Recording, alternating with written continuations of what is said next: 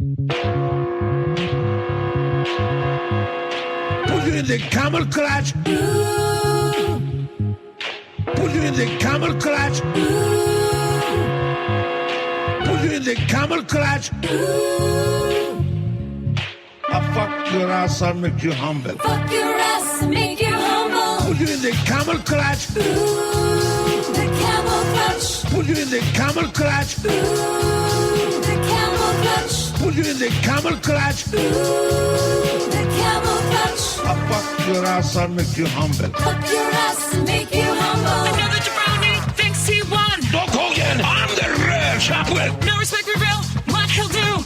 Turn around and Suplex you. Sheik tap proof. He's better than that. How many gold medals you jabroni have? Fight the Sheik, you won't last. Break your back and fuck your ass. Man or woman, he won't settle. Suck Demanded. my tennis cock. Put you in the camel clutch. The camel clutch. Put you in the camel clutch. The camel clutch. Put you in the camel clutch. The camel clutch. I think this is fake. You can't say that. I can say that. Wrestling's not fake! It's still real to me, damn it. The unscripted, uncensored, loose cannon of commentary. This ain't WCW. This ain't Monday Night Raw. This ain't SmackDown. This ain't even WWE. Do I have everybody's attention now? The recognized symbol of excellence in sports entertainment. You're listening to Marks on Commentary. You are watching Marks on Commentary. I'm Eddie Brophy. I'm Jason Smith. Sean! He hasn't gotten much better at that tonight. We've done several videos. We started the new series called Marks on Gaming. Yep. It was unsuccessful. We'll get better. It was successfully atrocious. Atrocious. I'm telling you, I'm having mini strokes. Sean developed a list over the course of the night. If we could recap a little bit about... Leave me alone! Yep. So obviously we're taping this episode of Marks from my apartment in my man room. It's more like a bunker. It's like a doomsday shelter, if you will. We should try and think of a name for it except man room, because when you say man room, I think if people were listening to this, if it wasn't like a video, they would think they're in a room with a bunch of dudes with their dicks hanging out. Just a mass of men making So what I think Jason should do in post is pixelate our garages. Yeah, it's just every single wall in this room actually has suction dildos on it. Yes? Hello? I'm just checking on you. A penis has not come out yet. The what? Nothing. May smell funny in here soon. Beautiful missus. Yeah, that is my wife. Thought we were bringing one tonight. We were talking about boobs and showing boobs, Yeah. but no nipples. Could you show a dick if you block the tip? That's an excellent question. Like, is the tip like the nipple of the penis? Well, Is the shaft like the boob part? Well, if you were weird like the people in the Asian porn, they blur everything. Yeah. So No, but I'm just saying just the tip. It's serious like they're banging 8-bit video game. Alright, we will get to wrestling, but I've always wanted to know is about Asian porn. Sean had mentioned a website that scared the crap out of me. You can say whatever We you don't want. have to tell the name, but Yeah, no name. okay. We'll avoid this subject entirely, but in terms of earlier tonight when we were playing those games, particular favorites, not necessarily from tonight, because we learned very quickly that Warzone was a game that... Shit. I was great at that game 15 years ago. I'm not so much anymore. Yeah, I lost. No. Sean looks like he just got back from Vietnam after playing that game. I think I enjoyed it when I was a kid. I really can't remember 15 years ago. Was it 15?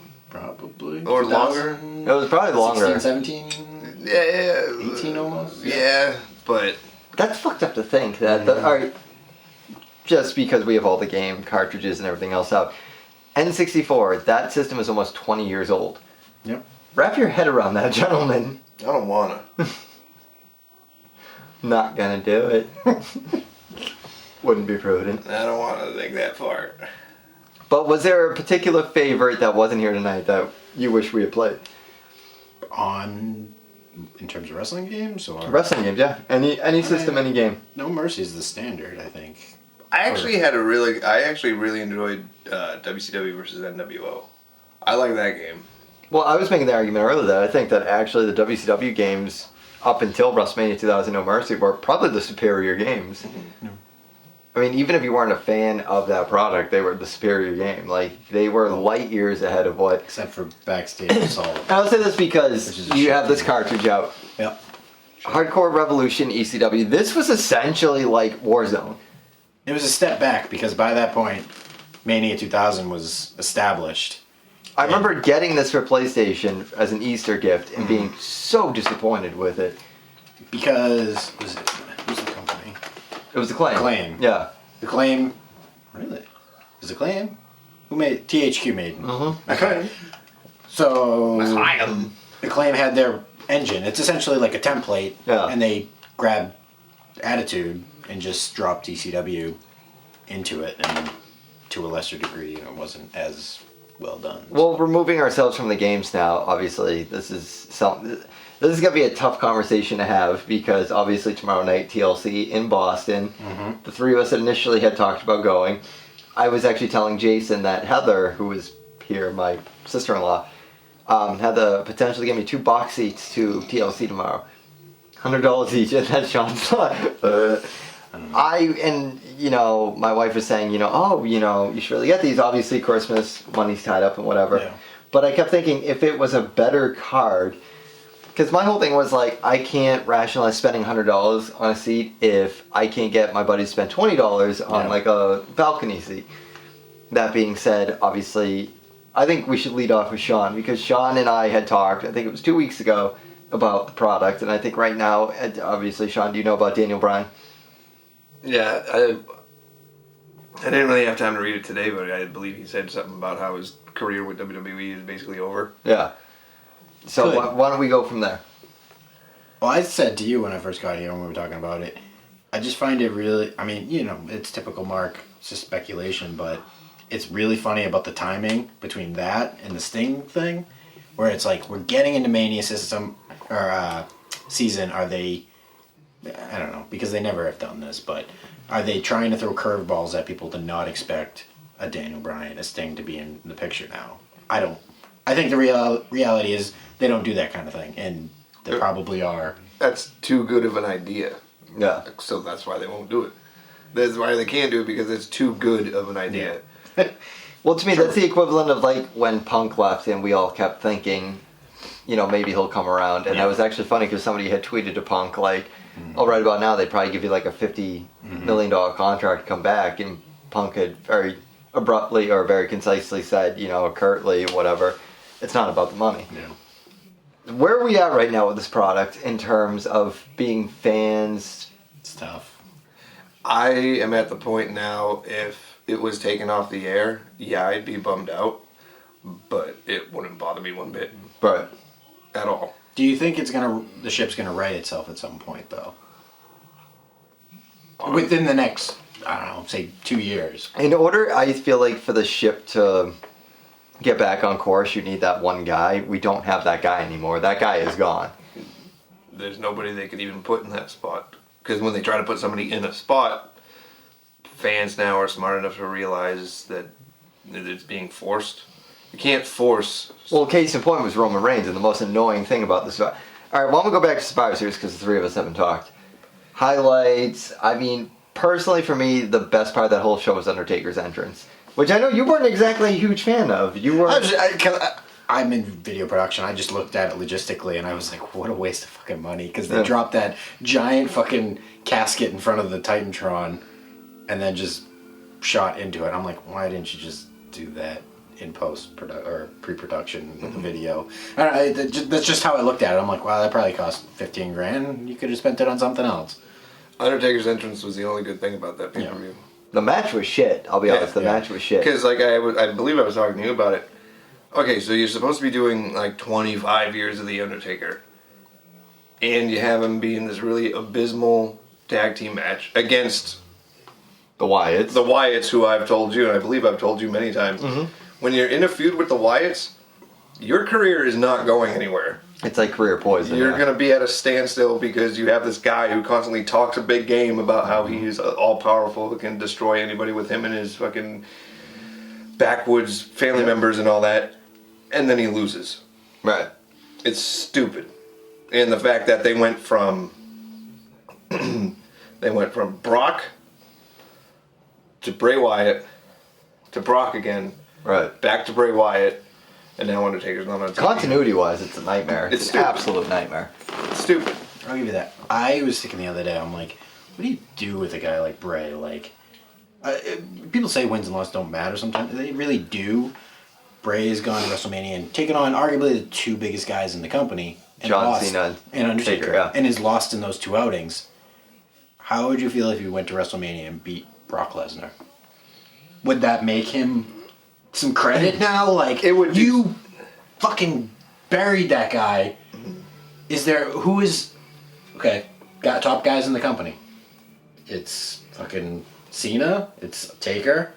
Who else is on that list? Roman Reigns? Well, that didn't do anything. You know what I don't love about what they do with Roman Reigns is it's reminiscent of the Daniel Bryan versus the Authority storyline. Is that their solution to putting someone over now is constantly pitting them against Triple H? Because if that's the case, then I'm already saying right here now I'm done. I can't. I'm done because it's not an interesting enough storyline.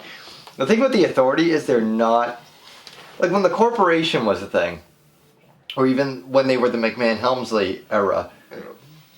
It annoyed the fuck out of me because I couldn't stand them as heels. I could not stand them. There was something about it that every night I had to watch just to see if you take them down.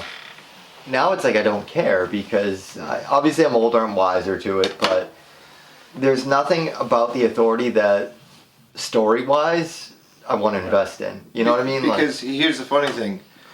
Because with the Authority, they're in the sense of, you're made to hate these guys or whatever, but at the same time, too, which I understand that, I hate them too, but at the same time, it's like when you have this corporation or authority figure or whatever pitting the guys you're supposed to like or whatever in these certain matches or whatever to be like, I'm going to teach you a lesson, young man, I'm going to put you in this match or whatever. That'd be fine and good and dandy if we didn't see the same fucking matches every single goddamn week between the same exact people all the time. Just shifting them around and everything. It's the same shit every week. And no wonder I fall asleep an hour and a half into the show every week. I'll be honest, I watch about an hour of Raw and then I turn it off. I just can't. I missed the infamous Tater Tot incident because I tuned out. I was already long tuned out. The stuff that I actually look forward to now, which sounds messed up because I could just listen to it for free, is the Stone Cold podcast stuff. That's really when they make the announcements for those are what, with the exception of Paige, I actually, and it's for the most and super... Stephanie's wasn't that great either, though. But hers is with Jericho, and Jericho is a great host, but Jericho's great with musicians. He's not great with wrestlers. I feel that with the Jericho podcast on the network, though, that was... It's a fluff piece. It was a WWE produced podcast. It didn't have the same feel of I'm going to ask you whatever the hell you want. But it's like the question where it's like you got Stephanie on an open mic and everybody wants to know, tell us about Macho Man. Is that a fucking real thing? Yeah. No, absolutely not. And I would have accepted. No, that's just the stupid thing that happened. Like, if she gave, like, a complete, straight up, no, that didn't happen, I'd be like, okay, fine. She commented on the fucking thing that everybody fucking has talked about for years, and it's like, did you fuck Macho Man? Like, even if you want to lie to my face, just fucking acknowledge that thing. Like, it's a pretty wide speculated rumor. Yeah. Let's go there. Let's not make a fluff piece about how but I think Andre the Giant was my best friend, and... I think that's what made me aggravated. Give a shit. Just be like, Stephanie, did Macho Man make the cream rise to the top? I think what made me so aggravated about that was that Jericho is a really entertaining host. I don't know if anyone's listened to the Eddie Trunk interview he did with Sebastian Bach and Scott Ian. It was basically, so Eddie Trunk was doing his radio show in New York and he had Jericho on because Jericho's a metal guy. Like, say what you will about Fozzy, like, Jericho knows his shit. Like, he's... the type of guy that I would love to sit in a room with and just shoot the shit about music with. And that happened to be the episode where Axl Rose called into the show and then subsequently came into the studio. That was really cool, and you're thinking the whole time, like, Jericho's a fucking wrestler, and you completely forgot he was Chris Jericho, the wrestler. You're like, oh, he's Chris Jericho fucking Fozzy. Like, he has that ability, even in his books. I haven't read the newest one that came out, but, I mean, he even, in the sample chapter that I read, he had even gone back and basically detailed the Second Coming thing when he had to wrestle Santino for his first match back, and he's a really candid, cool guy. He's better than Austin at podcasting, I feel, in terms of just being straightforward. Austin, I kind of get the impression from Austin, great podcaster, but still he kind of...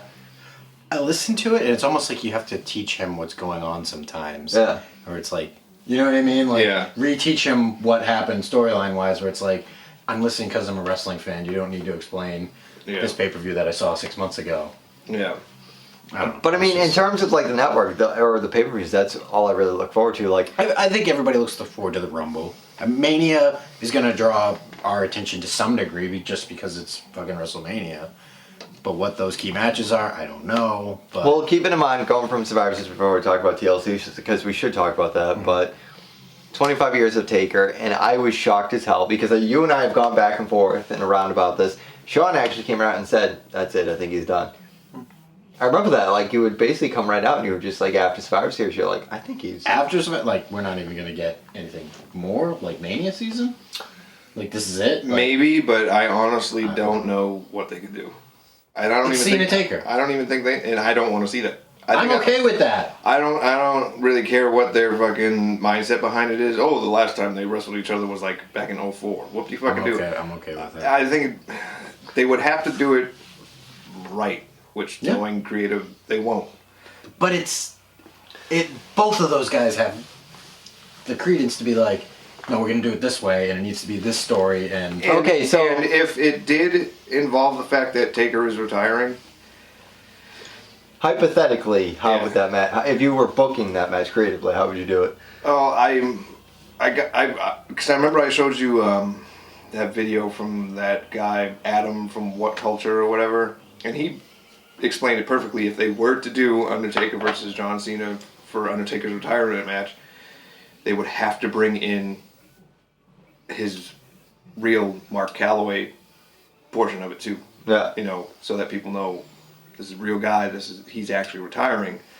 And they would have to do some throwbacks to when Cena was a rapper, but brings it to the forefront of, you know, this is real, this, that, the other thing.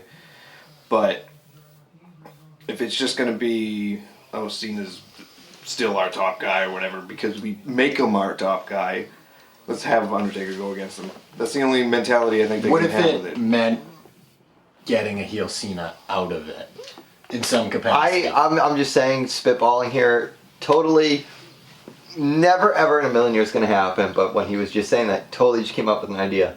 WrestleMania, Taker, Cena, buried alive match for your career. I don't know. Well, That stage... It seems, because whenever Taker's in a buried alive match, he always loses anyway. But I mean, like, Cena's pretty much done everything he could possibly do in that company. Taker's done everything he could possibly do in that company. If you're going to have a retirement match, it does have to be a gimmick match. It's either going to be 100% gimmick or it's going to be 100% Cena and Taker both revisit their past. If I see it, I want to see it straight up. Where it's like, I think both of them can deliver. Like, I don't love Cena, but if he's in the ring with the right guy... But I agree with Sean, like, the aspects of the rapper have to come out. Mm-hmm. In one way or another, if it would be Undertaker's retirement match, and you had said, if we got a heel, some semblance of a heel Cena, you're going to get that anyway because people like Undertaker over Cena. Well, if the plan is to make Reigns emerge as the guy, maybe you're building towards the next Mania where it's Reigns. I don't like it, but it's Reigns and Cena as heel. That's your WrestleMania main event. Well, because Brock Lesnar already has the credit of he's the guy that broke the streak. So what's your next best bet is the guy that ended the career. Yeah. And I mean, that's the thing is, like, they keep, and this is what bugs me, and perhaps Dewey Foley might have something to do with this later on, who knows? No, Dewey Foley has a fucking hard-on for Cena as it is, so he's going to be shoving him down our throats even more than Creative already does. What's your guys' thoughts about him in the company? Do you care? Does it matter to you? What? I know there's going to be those group of people that would be like, oh, it's Mick's kid. Maybe he'll bring back some of the stuff that we all like. No, you jackasses. Got no more. It has nothing to do with it. Yeah. And, he didn't get there by his name. He got there by going to fucking school, doing this, that, the other thing, and working his ass off to get there. Yeah. He didn't get there simply because his dad's Mick Foley. I personally don't care. If you're not doing a shitty job, you're gonna get fired. So that's all what it comes down to. The one thing I'll knock him for is when he was getting backlash from fans. He was the first thing he did was like, "Oh, there's shit in Paris going on that more people can talk about like that." Like he almost used that as a deflection. Where I was like, "Motherfucker, like, what are you using that to deflect the heat off of you?" Like I didn't think that was right. Yeah. That's the one thing I'll fault the guy. Like, I don't personally give a shit if you're on the company. If you suck, you're going to get fired. Yeah, and one thing he's going to need to realize, too, don't go running to daddy if Vince doesn't like your shit. Yeah. Because Vince doesn't like anybody's shit. I'm sure if he's fully smarting his son up to some degree where it's like, get in there and you're on your own. Like, I can give you some pointers. But even Foley had pointed out, though, even when we saw him at Kowloon, like, Foley has, like, no pull in that company. No. None whatsoever. Yeah. Like, the fact that Foley is doing Kowloon appearances is more than enough to tell you that guy doesn't really have that much pull in the company. Yeah, it's a different time now. I don't think outside of Triple H and Vince, who really has pull? Cena? That's because he's the poster boy. And Taker? I think Taker and Cena both have pull. Yeah. Brock, I don't think gives a fuck. Where it's just like, who I'm fighting next. No, I think honestly the best, one of the best, probably my favorite interview on the Stone Cold podcast through the network was Vince. My second favorite was Brock, because I think Brock, I legitimately like marked out over the two of them talking about wanting to go hunting together. Like, I genuinely thought, and the reason I did this because I genuinely kind of looked at it as Brock Lesnar sat in that chair and like was just being a regular dude. Like, he doesn't give a shit. He's just there for a paycheck.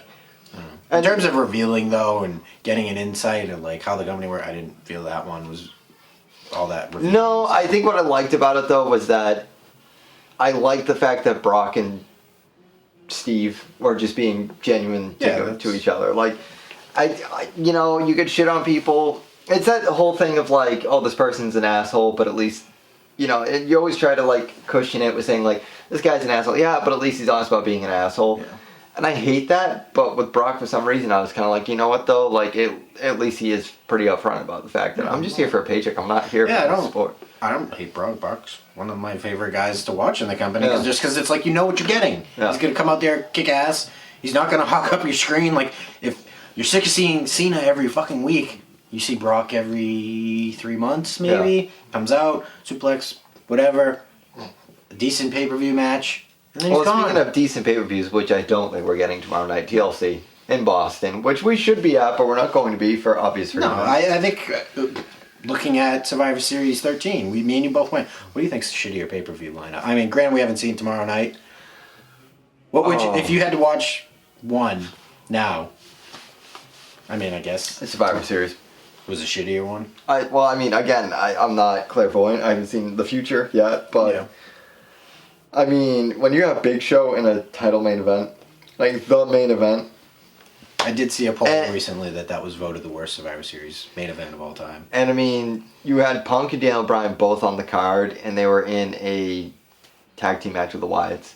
Again, the Wyatts' career poison. What happens a couple months later? Punk leaves. Yep. And you could kind of tell, like, it's funny what you gather in retrospect. Like, I remember being there and we watched Punk. And once, they cut to commercial, whatever they were doing, like, Punk just looked like he didn't give a fuck. Yeah.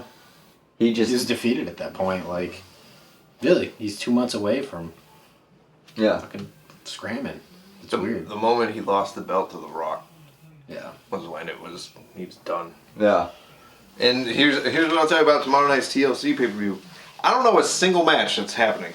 That's how tuned out I've been with the company lately. All I know is that there will be tables, ladders, and chairs. Yeah. I have no idea what else is going on. Even now, like, I heard, like, the Boston radio announcement for it. I was like, it just feels so, like, pussy, like, tables, ladders, or chairs, where it's like, it's not even like what we thought of like tables, ladders, and chairs, where it's this brutal fucking thing where it's like, no, you're gonna get hit and you're gonna get smashed through a table and you're gonna climb up a ladder. Like it doesn't have the same sting as it once did. Like, I mean, I get why they do it, and I have to reconcile this with myself as a fan from the 90s and a fan of now, or trying to be a fan of now. That No Mercy pay-per-view between the Hardys and Edge and Christian. Edge and Christian are fucking retired. That's why they're going to have a show. All those matches took so much life out of the Dudleys, Edge and Christian, and the Hardys specifically. But, I don't know, like, I have trouble with it because specifically 98, 99, we had some of the greatest matches we had ever seen. But look at the roster of those guys. Retired, dead, etc. Like, those matches but that happens, exhausted. though. It like, does, but it's sports, though. Those matches you look at any exhausted professional sport, like who from the 90s is still playing, who from the early 2000s is still playing. Like, no, I get it. I just think, like, here's the thing. If wrestling will own the fact that, you know, terrible example. Mark Wahlberg constantly is being barraged with people saying, are you going to do a reunion with the Funky Bunch? And he's always like, and the one thing I love what he says is he doesn't like come out like a douchebag. He's not like, oh, fuck that and fuck my band. I remember he just literally looked at the camera and was just like, hey, rap's a young man's game. You know, I'm getting older. It'd be kind of silly. That's what wrestling refuses to own. It's a young man's game. You could have Dean Ambrose and Kevin Owens in the most brutal TLC match ever. The problem is, between the Benoit controversy and the concussion thing, they're just playing it too safe now with their talent, to the point where it's like, you don't understand. Regardless of whether you smash a fucking chair over their head or you do a swan dive off a ladder, like, the whole idea of wrestling is it's ever changing. You know, it's supposed to be ever evolving. You're a human being going through the motions here. You're not supposed to last like 40, 50. You're not supposed to be like Undertaker. Undertaker should have retired 20 years ago. Yeah, even 5 years ago, I think would have been fine. And the thing too, they're not allowing any of their talent to be themselves. Their talent is what a person handing them a piece of paper telling them to say. Yeah. They're not. But even move-wise, Randy Orton even said on his DVD that, am I the only one that has noticed that Randy Orton doesn't do any moves off the turnbuckle? And that was because, I think it was Pat Patterson told him, don't do it anymore. You're gonna mess up your knees, you're gonna mess up your ankles. Like, they limited, and that's why Randy Orton's boring. I actually like Randy Orton. I loved Randy Orton when he was first in the company. Yeah. The match with him and RVD at Armageddon, I loved that match. I thought that was a great fucking match. He's produced at certain times, but the thing is, like, you come in like a Dean Ambrose, you come in from like the hardcore circuit, they're gonna limit you. They're gonna, you know, basically sequester you, and like, this is our WWE mentality. Like, why do you think so many guys from NXT don't excel in WWE? Like, look at the Descension. Ascension. Whatever. It's LOD 2015. Yeah. Go fuck yourself. What's funny is they go back down there and they're super over. Exactly, but that's what I mean. Like, they were a good tag team there. Why are they subjected to Stardust now? You know what I mean? That's a step up for them. But and I think the thing too, doing the NXT to WWE comparison or whatnot, I think the main reason why people in today's audience really don't give a shit about Roman Reigns is because he works better as a bad guy than a good guy. And they're not willing to admit that because they want him to be the guy. Right. But it was so painfully obvious how quickly they were trying to shove him down our throats. Yeah. With the Royal Rumble thing and all that crap, and even leading up to it or whatever. Yeah. Because all of a sudden Seth Rollins turned full-blown heel, and then Dean Ambrose was just kind of like, what the hell, dude? And then Roman Reigns, creative writing-wise, was just like, that's going to be the guy that's going to carry this shit. But they did it so quickly, with no build-up. It was just like, you're in that spot now. Do something. People were like, what the hell is going on? Well, I'm going to give you guys both a hypothetical right now. Randy Orton's out. John Cena's out. He'll be back, though. In a month. Sting is allegedly out. Daniel Bryan's allegedly done. Taker, more than likely, is going to retire. Kane should retire, because I fucking hate corporate Kane. Well, thankfully he's done with that, at least for the foreseeable future. I'm just saying those. Let's give the WWE, hypothetically, 2 years. You're on palliative care WWE. This is palliative care pay-per-view. Don't give them any ideas. They might call it that. We're a palliative care WWE network. If it's over, how do you feel about it? Like, as a fan. The company? If the company's not over. In 2 years. Huh? Not in 2 years. Well, I'm just saying, like, hypothetically, if... I'm sorry, but it is coming. It's coming sooner than later. Maybe not. It'll go through many iterations before it's done. Like, I think you would see the NXT philosophy applied to the main roster before. But can that really get through Vince McMahon? I think he's winding down. I like that. I hate him personally, but Triple H has done a decent job with NXT, where it's like, I don't know. Like, I think he is very much the heir to the What, you hate Triple H personally? Huh? I'm not a big fan of him, just philosophically, because, you know, backstage he sounds like a dickhead sometimes, but I don't know how you guys feel. I don't know.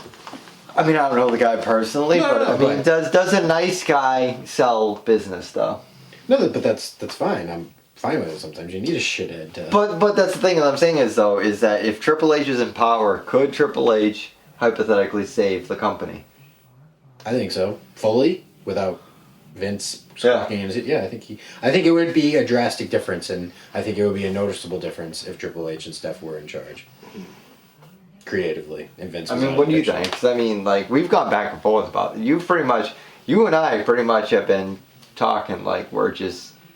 I think the thing that they really need to do is really take a minute to step back and really analyze what went wrong and when and what they can do to fix it. It ain't gonna happen overnight, that's for sure. But they definitely need to reassess what the hell they're doing as a company. Yeah. Because you can't, like, they need to at least have some form of a, this is our creation type of thing. Why should we let outside forces try and determine what we should do with our product? Who gives a fuck about Popeye's chicken? Yeah. Stop trying to shove the bullshit Susan G. Komen crap down her throat, because that company is bullshit to begin with. Stop trying. We actually had a long talk. Don't align yourself with a company that really likes to shove cancer awareness in your face when 90% of the money that goes to that company actually goes to the fucking bigwigs and it goes right in their pocket, and the 10% barely even goes to any research. Stop affiliating yourself with a company that's bullshit. Well, I mean, does that kind of, because we didn't have that in the 90s. Does the tribute to the troops and the Susan B. Komen, does that... The troops thing doesn't really bother me. Yeah, that is what it is. Yeah. It's at a military base. There are military people enjoying it with their family. I'm fine with that. Yeah, that doesn't bother me whatsoever. But at the same time, ease up on the wholesome stuff. The reason why there was such a boom in the mid 90s or whatever is because, granted, yes, times were different, but at the same time too, it was a glorified, violent soap opera where it had that certain niche of people to fucking watch every single goddamn week. Right. At the same time now, it's like, whoop-de-doo, little Johnny doesn't want to go to bed yet, pop the TV on for a little bit. Yeah. And their main focus is those little kids that parents are basically having trouble putting to sleep. Oh, you can't put your kid to sleep? Put our show on and it'll knock them right out. Yeah. Because the product is crap. Yeah. Seriously. You know, reassess the situation. Figure out how you can win back old fans. Because there are people in the audience who aren't 5. Well, my next question, I guess, is... Again, I'm going off this based on our... Because I think this is a really interesting conversation. And one of the things that, as a writer... outside of Marx, as a writer I would love to write is I would love to write tentatively in my head it's called attitude. Mm-hmm. I would love, and I was thinking about this the other night, would I love to write a story about what actually happened in the company or what actually happened with the fans? You know, what made the attitude era in terms of the company or what made the attitude era in terms of the fans? What changed with us? I think what happened was when we were watching it, we were young, but the product really wasn't for young people. Yeah. Right. So it kind of had I can only describe it as a de-evolution. Yeah. The older we got, the younger the product did. True. And the younger we were, the older the product was. So it kind of Passed at a certain point. Yeah, past at a certain point to where we hit this certain age, and the product hit this certain age, where they were kind of up against the wall of Linda McMahon wants to run for blah blah blah blah blah, and Vince is like, well, gotta go PG because they know I'm her husband and all that. Gotta tone it down a bit. And then you had the toy sales, this, that, the other thing, blah blah blah blah. But I guess what I'm getting at is what made wrestling so special to us when we were kids. Was it because that it was so cutting edge and they could use swears and this and that, or what was so different from the Attitude Era to now? Like, I guess it's the equivalent of like if we were kids from the 90s and we have nieces and nephews and what have you. And you watch what your nieces and nephews are into and you're kind of like, this is shit. Yeah, I don't like this. Like, this doesn't entertain me. I don't know, like, do you ever kind of wonder, like, is it still a nostalgic thing, or is it just kind of like you feel like you're being condescended to? Like, when we were kids, like, they knew kids were watching. It's the equivalent of, like, horror movies, for example, and Sean's wearing a Hatchet shirt. Chlamydia. That's a joke that should and will catch on eventually, but, I don't know, like, Roger Ebert and Gene Siskel used to say, like, they know who they're making these movies for. They give it an R rating, but it's really for the kids. I mean, is that kind of how you feel about wrestling? Like, back in the day, it was a very hard TV 14 kind of era, but they knew who they were marketing to. I think the thing that really made it more enjoyable for us when we were younger, too, was you knew it was something. It was part, like, how people, how do I want to word this? It was something that everybody watched back in the day, if you think about it. It was one of those cool things to watch. It was, it's Monday night, wrestling's on, you that WCW, WWE.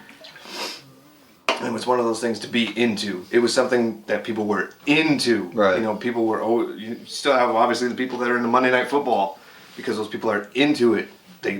That's their thing. In the mid-90s or whatnot, wrestling was a thing.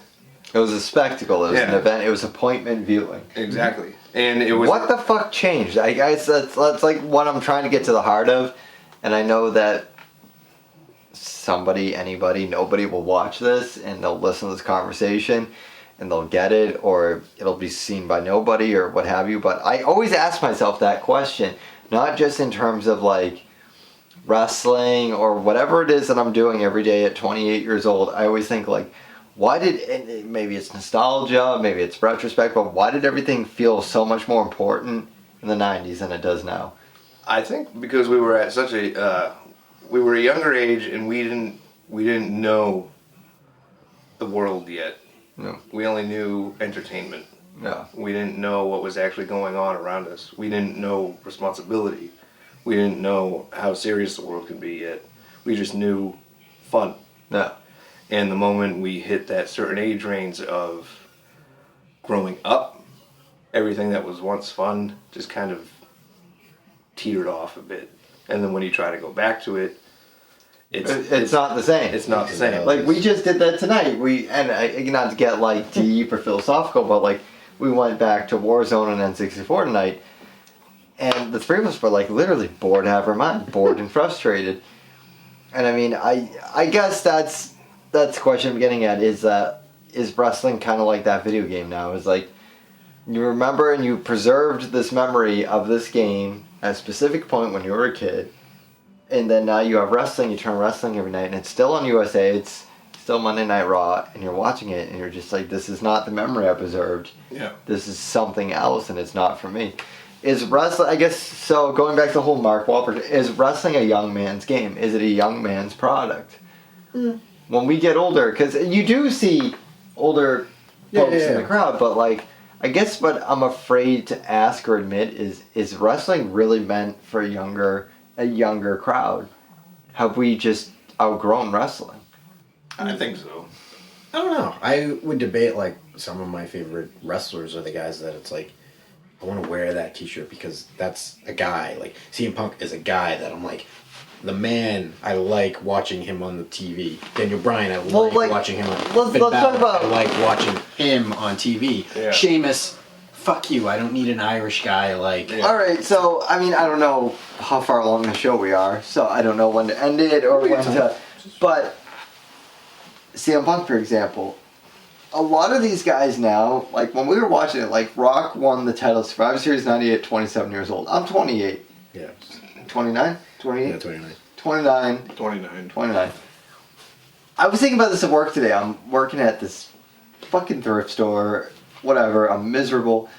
And all I could think about was 27-year-old Rock holding the title on his arms. Like, and then I just started thinking about guys like that. Guys that are in wrestling right now that are our age, like the Zack Ryders and stuff like that.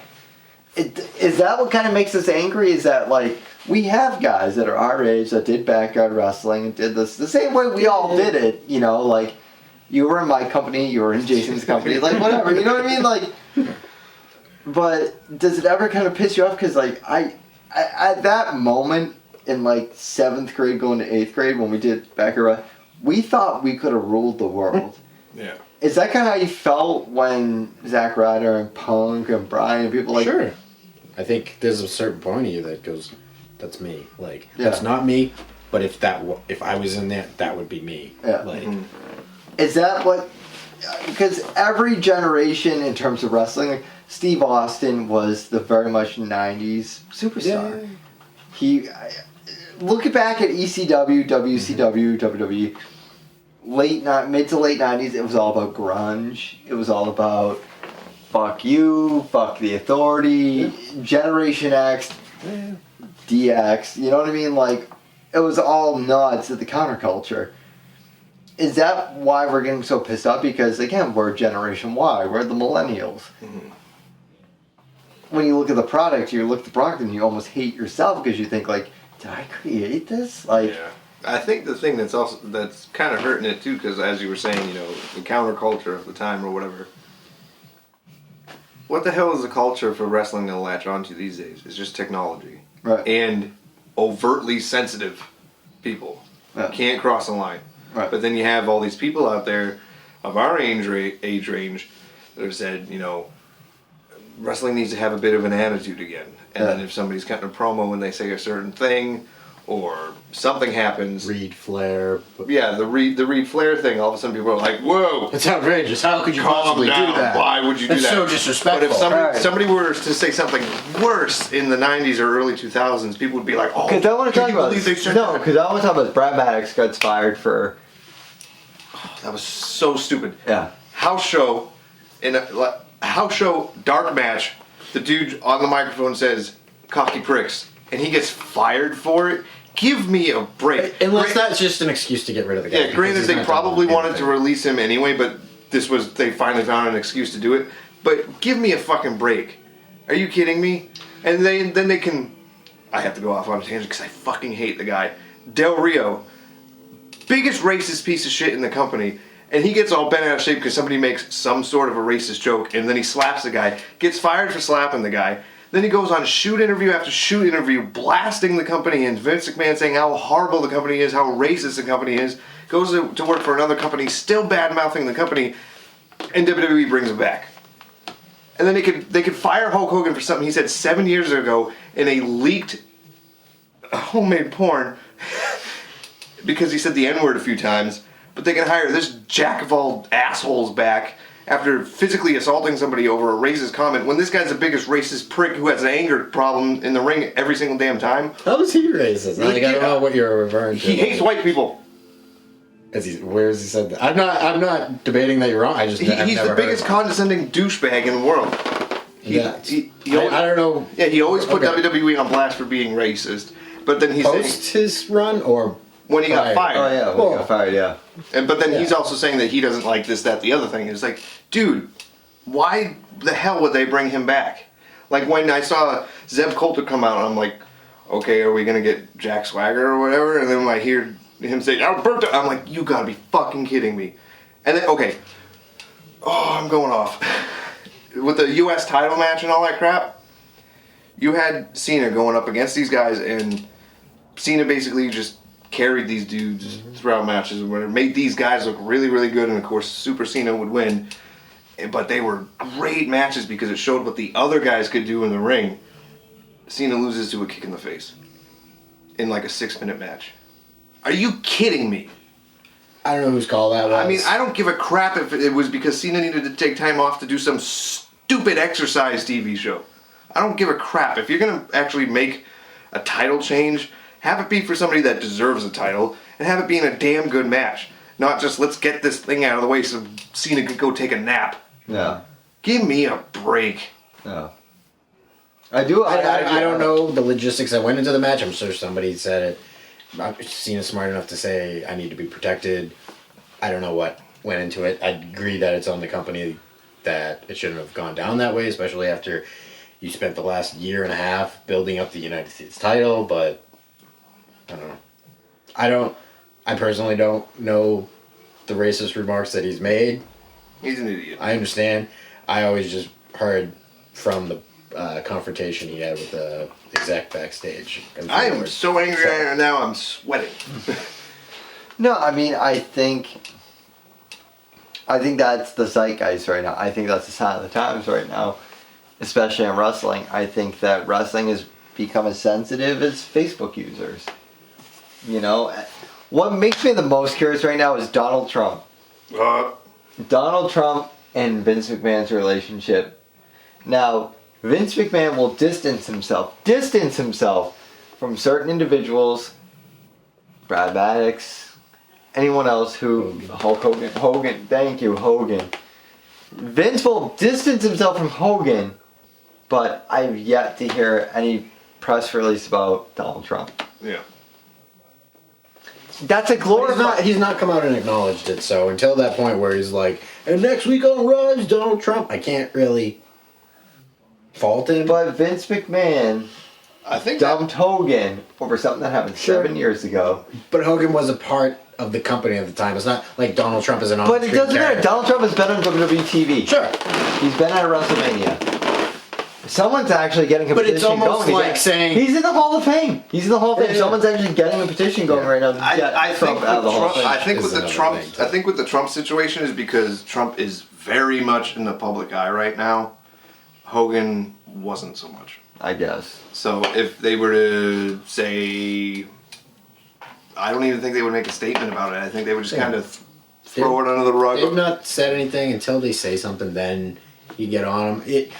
Even acknowledging, like, we're removing Donald Trump is bringing up a shitstorm for you to deal with. Well, I think in Vince's mind, though, it's easy to get rid of somebody like Hogan, who already has bad press with Nick Hogan in the car crash. Whereas if Vince pulls Trump from the Hall of Fame... Yeah, exactly. A ton of stuff's going to come about Vince and the Steroid. You can have the people that agree with Trump. All that stuff, yeah. But, I don't know. Even the Hogan thing, like... Was there official press release? Like, Hogan is not in the... I think the legitimate... All it was he's not featured on the website anymore. Like, is that the extent of Hogan being out of the Hall of Fame? It's not like they're like, give us the ring and the plaque back and everything like that. Like, even removing somebody from a Hall of Fame, it's like... There's been a couple of times in sports where it's like, we're the 94 NCAA basketball champions. Well, the asterisk, that's the popular, the asterisk. No, but they're like... The NCAA will come in and be like, well, you're not the basketball champs anymore. We're taking that away. Where it's like, we already fucking celebrated and I got my fucking ring here. I'm the 94... Like, how can you take away something after it's already been done? Like... All right, guys, that's going to do it for this episode of Mark's On Commentary. We'd like to thank you for watching. And we also want to wish you a happy holiday. So thanks for watching. Just subscribe and follow us on Twitter @MO Commentary. Thanks for watching.